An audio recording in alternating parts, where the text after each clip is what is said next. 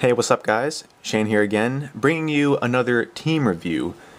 This team I want to talk about is called Ground Clown, and this is one of the better teams in the game, and it's also one of the more versatile teams in the game because of how many options it has. Before I start, as you see, I'm doing this on the iPad because I'm going to be going in and out of a lot of screens, and I don't want the game to crash, and the iPad pretty much cannot crash. And also, I don't want my fingers clogging up the screen, so that's why I'm using my capture card in combination with the iPad. Also, for those who have kept up with my teams and stuff like that, have probably noticed how I have Hero in a lot of the titles of the names, and that is paying respects to Hiro Haseao. He was the one who invented the Ground Clown team. A couple days after Summoner Kings hit level 23, or whatever Clan Shop Clown was in, he made this team and it was really good. It had like a 95% win ratio. And ever since then, the team has evolved. You know, there have been different people who have new ideas to the team, or, you know, new guards came out in clan shops and there's more options with the team, and I figured I would just talk about it. So anyways, as the name suggests, this team combines Clown, which is the best guard in the game, with the ground empowerment. As far as the ground guard goes, a lot of us choose Saint Chiruza, but let it be known that Froggy is also another ground option if you want an M-attack guard as opposed to an attack guard. So I just wanted to throw that out there. Okay, so the way this team works is it uses the ground empowerment to combat both speed teams and non-speed teams. So the way ground works, as you see and most of you probably know, it reduces speed by 30%, but not below the guard that is using the ground empowerment. So against speed teams, it reduces their speed down to match its speed. So now the fight's one attack versus one attack. You know, there isn't any double hitting or triple hitting or any of that nonsense.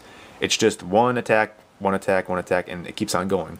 But because it's chopping off a lot of speed from the speed teams, this ground team gets the advantage because the points put into M attack rather than speed are higher than the speed guards. So for example, I'm going to show you the Skina, how it has a huge chunk in M attack, and this Skina is stronger but not faster than a normal speed Skina, but the ground team puts it on its speed level, so it gains the advantage and it's able to win because it hits harder.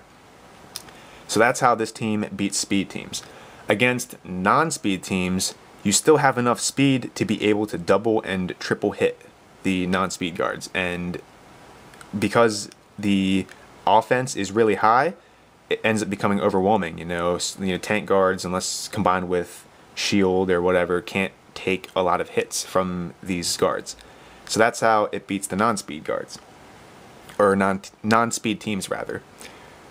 The other empowerments for the other guards, we like to use Sacrifice because this ability is very underrated. It just adds to the win ratio of the team, but that's what we use.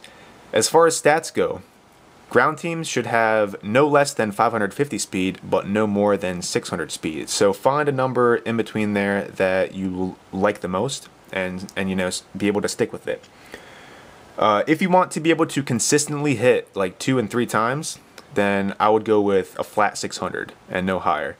That's probably a very solid choice because there are a lot of players who don't have, you know, VIP or coins or whatever, and they don't have a lot of crystals of life. So when they empower their non-speed guards like Panth Mage and stuff like that, they end up getting huge chunks into speed randomly, and they don't have the crystals of life to keep re-rolling the re-rolling the stats to gain, like, you know, no speed on the non-speed guard. So you end up with a lot of people who have huge chunks in the speed. And like I said, if you want to consistently hit 2 and 3 times, choose 600 speed. That's a more consistent option. And after that's done, just put the rest of the points onto M attack. If you are a lower level, like level 40 or 50 or so, drop speed down to 400 and then put the rest onto M attack. I had a second account before I sold it, and I used a team that had 400 speed across the board, and I was still able to triple hit people of my same level. So that was like the kind of speed I used and I had success with, so it should work for the lower levels as well. And this is across the whole team. You know, have the same speed of the ground guard, you know, the same speed across the whole team. You know, for example, here I have 574, so all of my guards that I use with this team have 574 speed. As far as imprints go, I like to use endurance because I like to use endurance on all speed guards, because if they're not running void and they hit me and endurance kicks in, it's 3 extra attacks I can do. So that's why I like endurance. A lot of people put speed 3 on their Chiruza to make it hit harder, like the stat points and stuff. You pretty much gain 60 extra points onto attack because the speed imprint is giving you 60 extra points onto speed. So it makes it more offensive. I think that's a smart move, but I like to choose endurance because, like I said, being able to hit 3 more times is, I mean, I like that a lot, but that's why I use endurance. As far as the options go, the team that you see up top uses Skina. This was Hero's choice because it's the strongest speed guard and it just hits really, really hard. And it's a really good option, and I really like it a lot. My tech that I used was Tianlong from the Chinese New Year 2011 or something like that, 2012. The reason why I like Tianlong is because it wasn't a wind body type, and Panth Mage was super popular, and it still is. And with Skina, you have to worry about it using Twilight, whereas if I'm using Tianlong, I don't have to worry about, you know, any kind of attacks, except for piercing, but that's kind of rare in PvP anyways.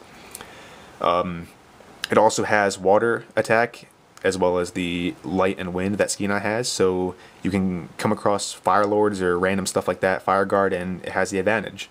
So that's why I like using Tianlong. What other options we got here? Soul Hunter was an option I used back when, you know, like this was an option I used back in the day when not many clans had Warhulk, and I didn't have to worry about it, but I wouldn't really use it now. However, if you are in need of another like attack guard, like if you want to use one, Soul Hunter is a really good choice. What other options we have? Death Bringer. This guy applies more pressure to the team if you want to use it. Instead of sacrifice on this guy, I like to use Silent because it increases the win ratio against him and the first slot opponent.